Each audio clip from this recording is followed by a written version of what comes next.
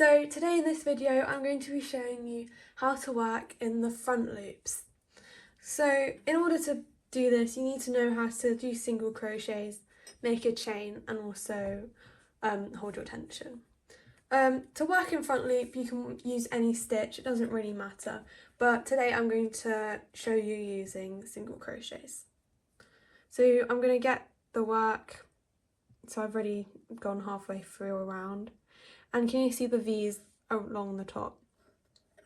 So this loop here, making up the V, the one closest to my dominant hand, which would be my right hand, this is called the front loop. And then the one here at the back, near my non-dominant hand, which is also facing away from me, that's called the back loop. So usually we just go through both of those loops when we're doing single crochets or whatever other stitch you're doing, but because we're doing front loop only, we're only going to go into that front loop of the work. So using the pointy bit of the hook, just gonna put it through that front loop and then work a stitch. So I'm going to do that again. So I'm not going to go through both, I'm just going to go through that first one. There we go.